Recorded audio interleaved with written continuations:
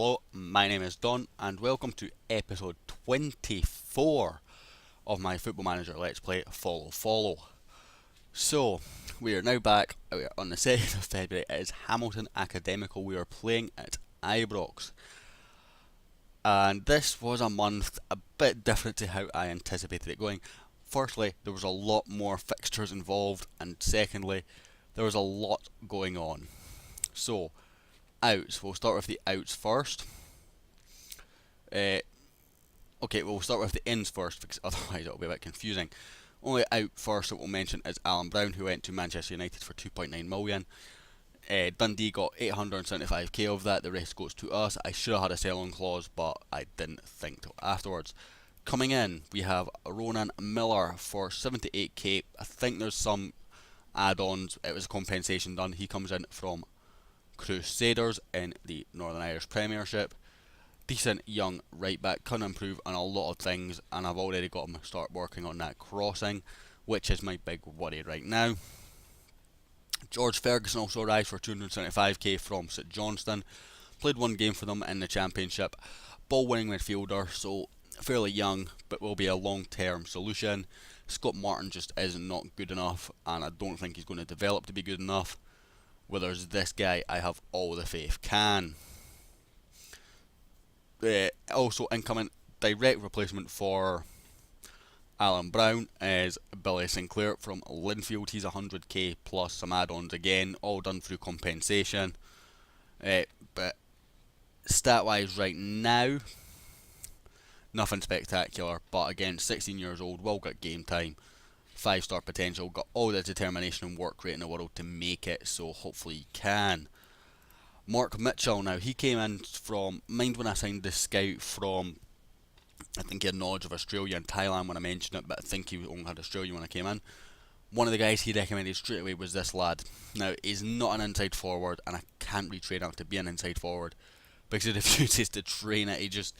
He came to me after like a day and said, listen, this isn't going to work, so I just put him on winger. Which might see a tactical change for us.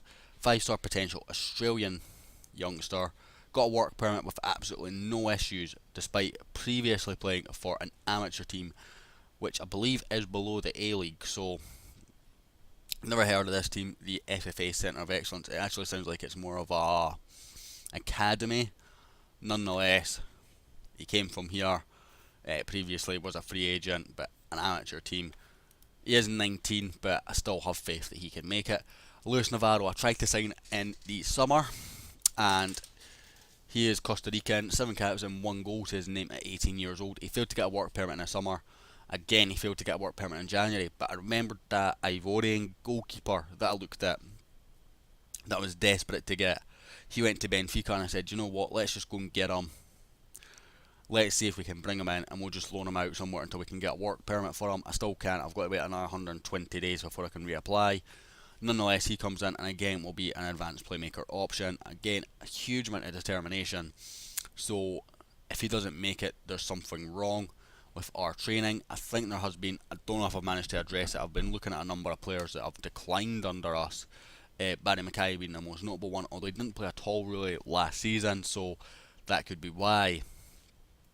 Then in comes Nicolo Poziabon. He comes in for 325k from Juventus. He was on loan at Hibernian and had previous loan at Parma as well. 5-star potential, 3-star already, which puts him in the same sort of ballpark as Taiwo and Rudin. Hopefully he can come in and be an advanced forward for us long term again. He's got some weaknesses in his game, but none clearing at this level. 15 dribbling, 15 finishing, 16 first touch, 13 heading. Is only 5'9", so I don't actually expect him to win many headers. 11 passing, 10 work rate, 16 determination, 14 decisions. The weak link is balance, which is 10, which is still okay for the SPL. It's not great, but it's okay. Ian Curry, a young right winger, comes in from Hibernian. I can't actually do anything with him right now because he's played for 2 clubs this season, as you can see, East Fife and Hibs. That's a bit of a shame, excuse me, but nonetheless I think he could come in and develop to be a nice player. He will rival Martin Naismith for the long term sort of right wing option should either of them develop. Ben Sheaf, I'm going to cover before the other two comes in on loan. I've been monitoring this guy because he can play so many positions for so long and very well rounded stat wise for the SPL. So he can play in a number of positions comfortably, I think. Particularly our two midfield roles, which will be where he plays on. He can play as an advanced midfielder or a central defender on central midfielder on defend. So he can do both those roles. So he's pretty much an ideal bench player for us. I might take Jack Thompson's spot on the bench for a little while. So I'm happy with that. Now, outgoing, I'm going to come back to the other two, the two signings from Hearts on deadline day. Navarro goes on loan to Cretiel in the French second division. Scott Martin's gone on loan to Ross County. Lewis Vaughan on loan to Party Official. With the arrival of Poseyabon, I felt I was trying to sell him and I just couldn't get an offer, so I thought let's just loan him out. Maitland-Niles, now you'll be a bit surprised with this one. I was wanting to get another million for him, but I was looking at his stats and I'm just like, out with Flair, there's nothing really outstanding, and it was starting to worry me that he was playing to the best of his ability for a long period of time, but I just didn't feel he was good enough overall. So I thought if I can get 2 million for him, I'll sell him and I'll bring in Sam Nicholson. 1.6 was the only offer that I could get, so I accepted it. It was on just before deadline day, and then Scott Bain came to me late in the window and said I want first team football, and the option to just say McCrory's in the form of his life was no longer there, despite the fact he still is. So I said, listen, I'll just look to get you a move. So 300k was a bit less than what I would have liked to have got for him. We've made a bit of a loss on him, but we've got a decent amount of games out of him as well at the same time for the 300k paid. So hopefully he can go to Birmingham and do well. So Sam Nicholson does come in. He came in for 2 million up front with another million over 4 years, I think. My scout said 2.6 to 3.6 million, so I just offered that, expecting to have to pay a bit more, negotiate a bit, because I was paying quite a chunk of it up front, and they just snap accepted. So I now feel like I've paid a bit more. He can play natural on the right wing as a attacking winger, which is what we play. If you look at his stats, let's just go and compare him directly to Maitland-Niles. Right winger. So overall, you can see vision slightly better, physical slightly better, and defending slightly better on Maitland-Niles. Everything else Sam Nicholson has. The attacking, the technical, the speed, the mentality. He's obviously Scottish as well, which is handy. But again, let's look at midfield roles, winger and attack. So better crossing, better dribbling slightly. Matching on first touch, slightly better finishing, which I'm actually training him on. A little bit worse on passing, which is okay, I guess. Not really for my system, but nonetheless, it's fine. Technique's a lot higher. Quite a lot worse at Flair, though, which was the worry with the switch, because particularly in the Champions League, Flair's quite a big thing. But nonetheless, 11 is okay in the SPL. Better off the ball, same work rate, better pace, better acceleration, and slightly worse stamina. So, but again, Maitland-Niles was on about 8.5k per week. Sam Nicholson's on 3.7. We also have Harry Forrester back. I couldn't get rid of him this window, sadly. He will go in the summer. He has removed his transfer request now, which I accepted, but still disappointing. He stuck with him. I was hoping to get rid of him in January. Obviously, teams don't want to bid for him, and I tried to just get him out on loan. And again, there was no interest. There was just nothing there. So that's the personnel changes. A bit busier, particularly. I think that's the busiest deadline day I have ever had on a Football Manager. I've always had my business done early. I don't think I've ever made more than one signing on a deadline day. Ben Sheaf didn't get loan listed until deadline day, and I've been monitoring him to sign him, hopefully at the end of next season. And I thought, do you know what, this can be our trial period, should you like. Staff changes. Now there's a few. David Dodds we mentioned in the last one. David Weir's away. It's sad to say. His contract was up in the summer, and to be honest, the stats are okay, but they're not brilliant.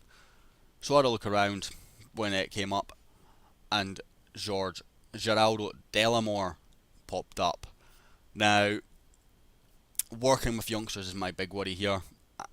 There was two options that I sort of looked at on the stats that I searched, which I think was determination, discipline, and motivating. And then I was going to assess from the rest. But the other guy had 20 working with youngsters, but it was complete mess everywhere else. The thing that attracted me most to Delamore was tactical knowledge being a 14.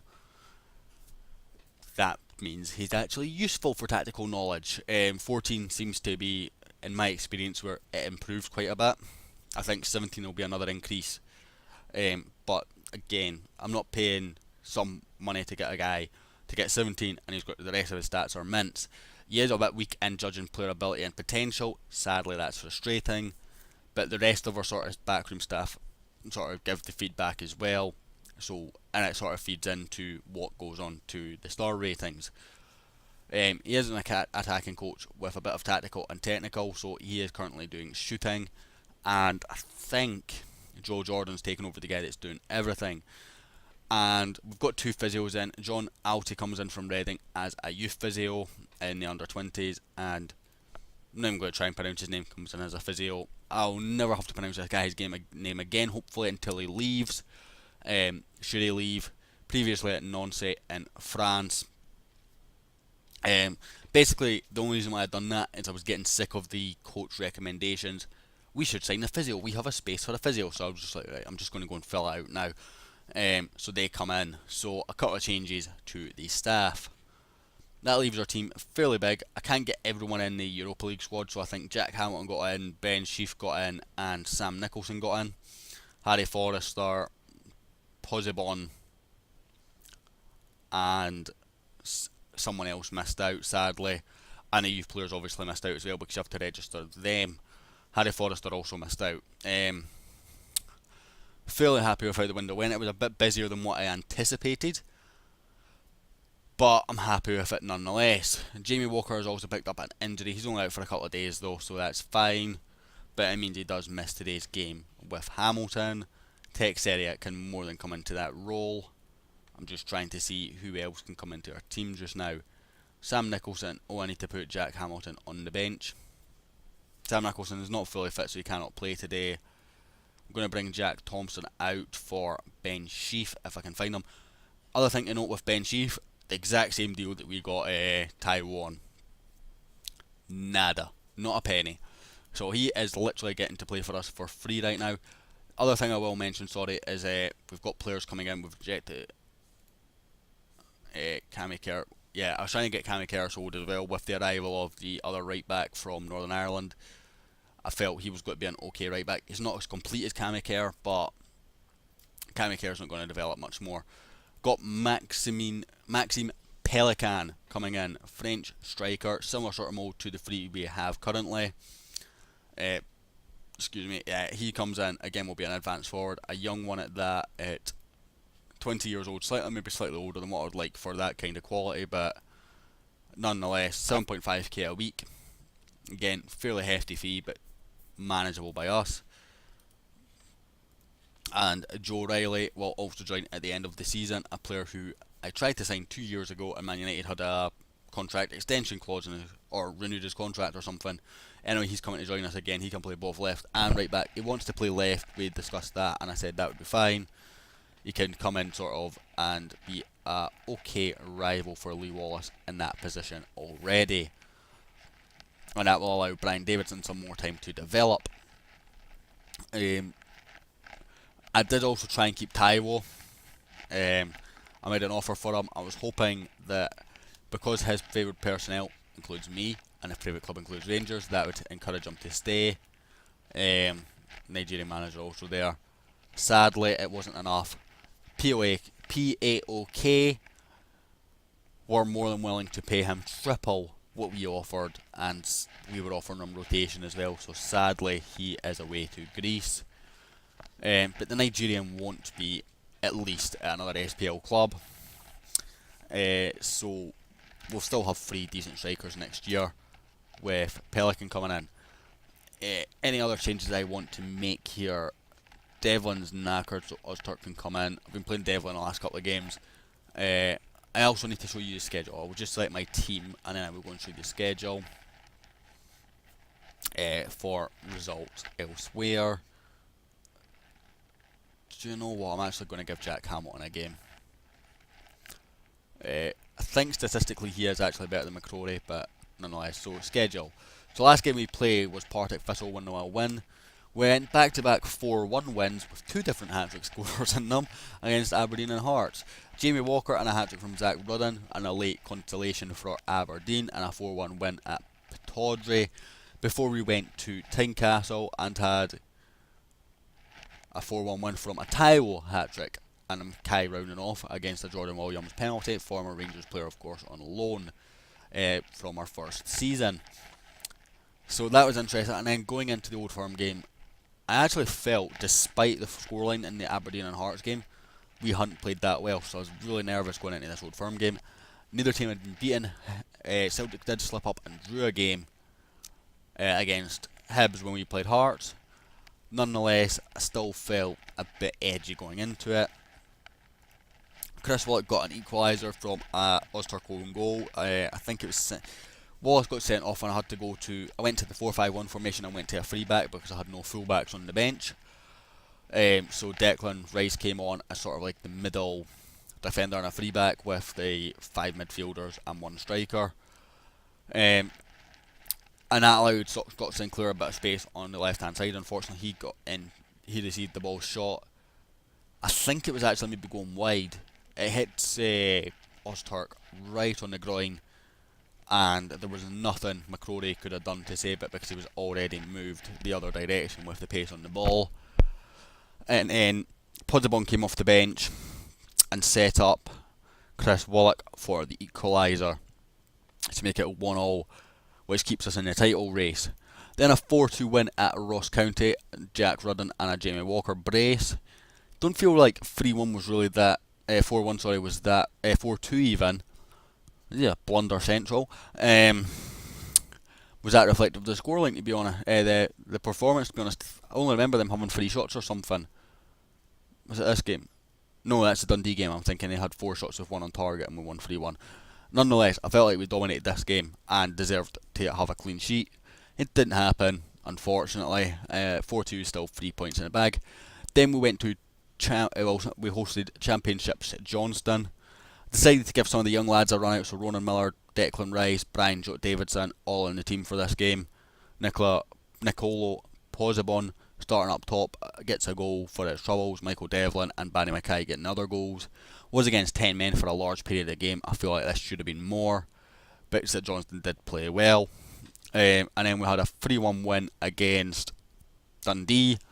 Again, not reflective of the scoreline. I think we had something like 25 shots on target to their 1, which was a penalty, which was frustrating to concede as well. It was a ball over the top and the lad went through, but both Devlin and Tavernier got there and Tavernier tripped them, and I don't think he could have done anything with it.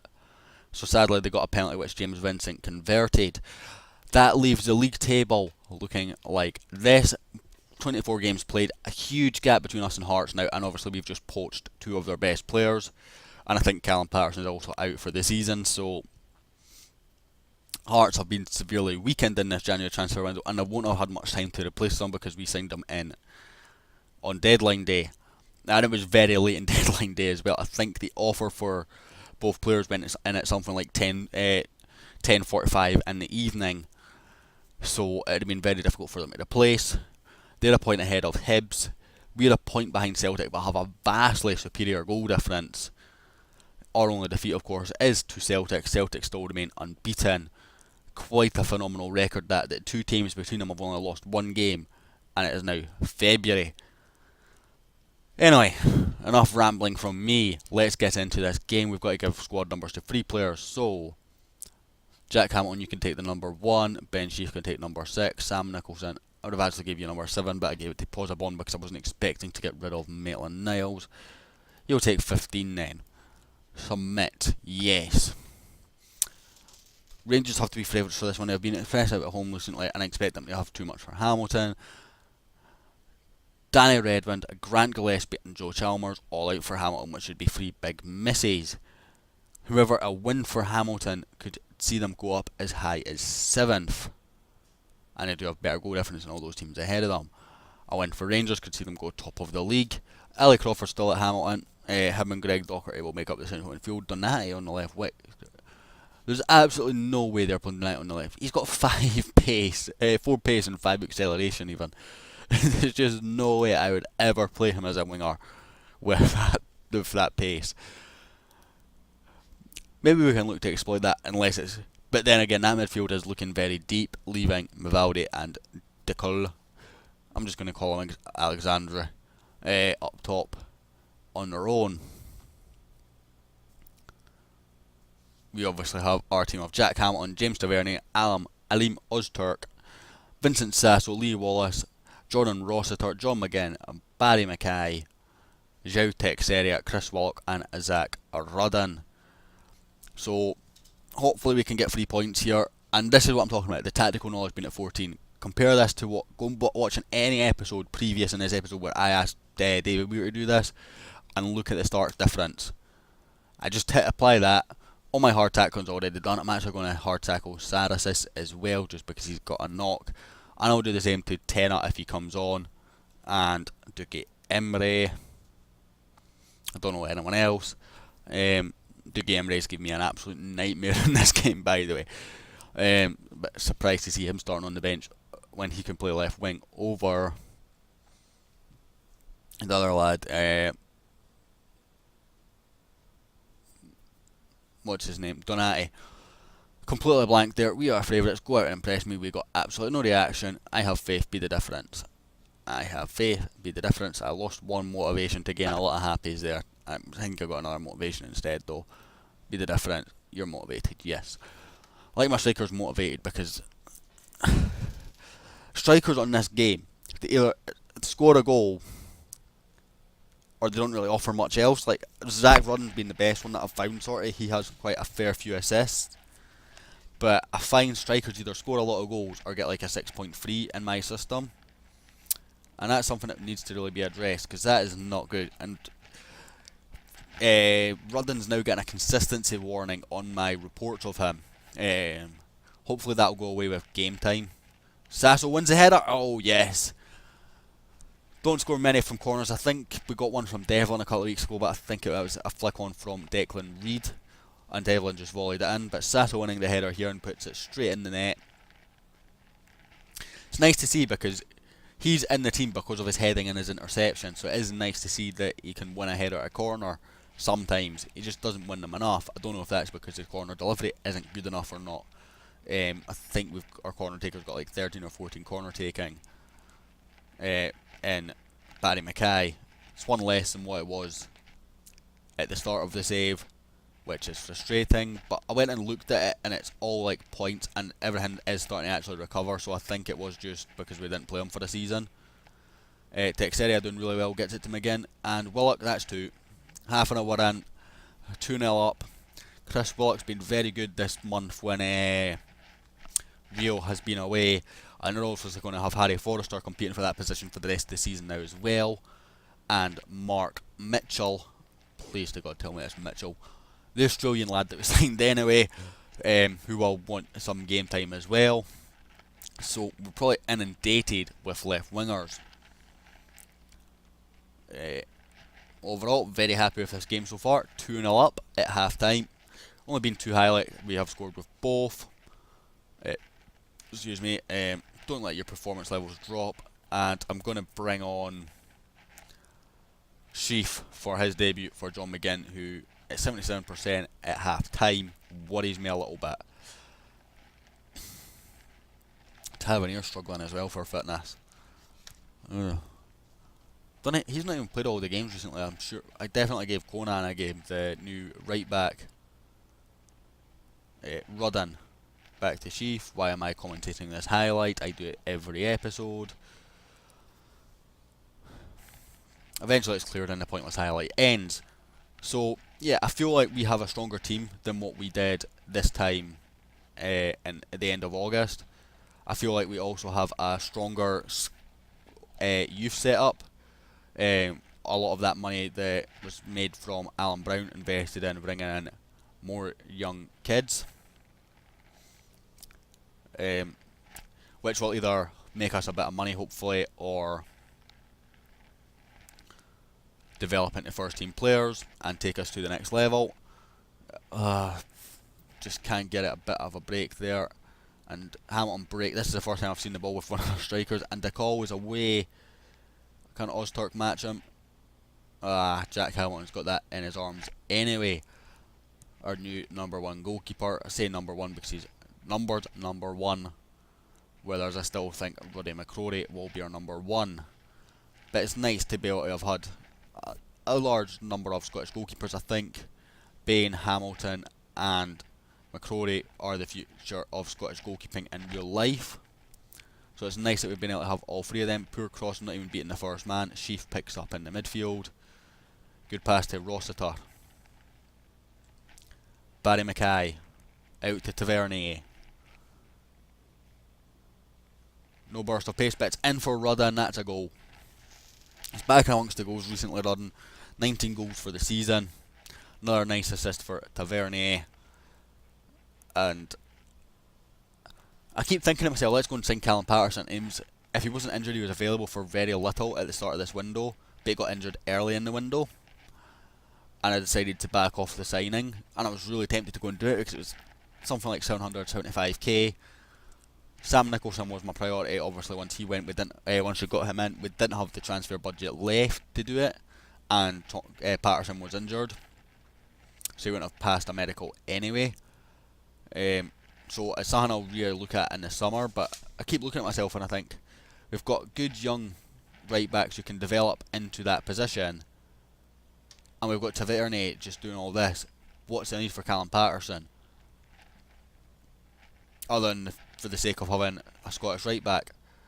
Kerjaj, can we save it? McCrory? No, we can't get our clean sheet. Sigh. Bit disappointed in that. I feel we've been the better team here, but well, the scoreline shows that. But I'd like to get a clean sheet. I think McCrory is actually on for the clean sheets record right now, but he's obviously played a lot more games than what Bain and Fotheringham had in previous seasons. Other thing that I like about this Posey Bongai is he can play right wing. So if I failed to sign Sam Nicholson, I would have still had a right winger available. He's not naturally there. I think he's only competent or accomplished, one of the two. But I've played him there in a previous game. I think it was a game he started, and I moved him onto the right wing to rest Mackay. Or no, it was a game Walker got injured, sorry, and I moved Mackay in the middle.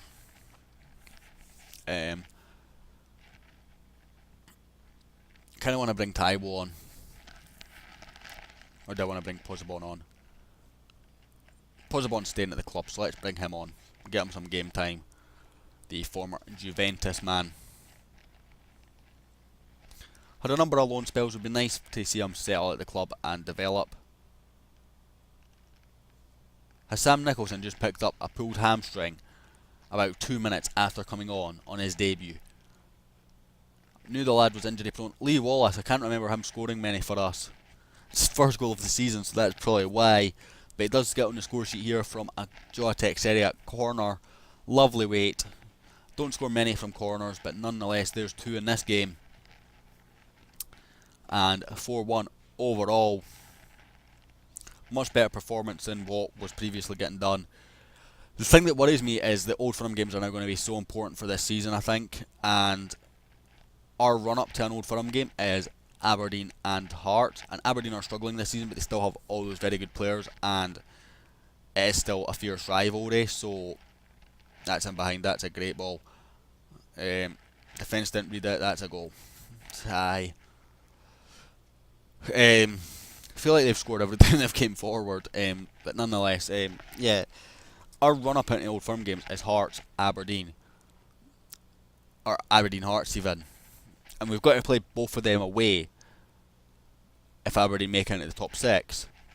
Celtic's run-up is a fairly routine game and then Hibs, but they can sort of rest in a routine game, whereas we're having to play our strongest team for 3 games in a row and hope to avoid injuries. And we've got a derby before it as well in the Aberdeen game, so it's a nice victory, well done, whatever. That sounded very unhappy about the result. I'm very happy. I'm just annoyed that we've not kept a clean sheet there. Maybe Hamilton deserved to score, but Oh, I was going to say we've gone top of the league. Celtic have slipped up, but they've not played yet. Tell you what we'll do. Let's go and find out when they play. And if it's soon, it's tomorrow. It's Kilmarnock away. I will continue to it. Sam Nicholson. He did pull a hamstring. Yeah, you've been here for You played about 2 minutes of game time before you had done that, man. Ugh. £3 million. I knew he was going to be injury prone when I signed him. It was a weakness of his, although it doesn't actually show. That was maybe just my understanding of him in real life. Let's have a look at injuries. Okay, he's not been that injury prone. He's quite injury prone in real life right now, so maybe I'm just making that up and I've just been a bit of bad luck. Nonetheless, he is injured. Rochester development, that's fine. Debut, Jack Hamilton also made his debut. Okay, attacking, great. Wait a minute, why is it not saying Sheesh also made his debut, or whatever he's called. I've pressed space one too many times. Come on, just give me the Celtic result. That's all we're caring about now. Is the Celtic result. Sam Nicholson will miss a Galatasaray game. What a waste of a blooming thing. Of a squad spot use. Yeah, Sheaf. He made his debut there as well. Why didn't that come up? Strange. Oh, come on. I just want to score for the Celtic game. Here we go. Ah, they won, so they're back top.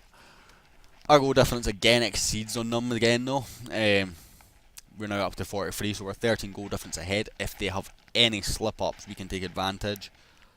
Well, obviously, if they slip up now, we go up and we take advantage. We go ahead of them in points. But, yeah. Nonetheless, that is this episode's end. If you liked, a like and a thumbs up. A like and a subscribe even is always appreciated. Thanks very much for watching, and I hope to catch you next time.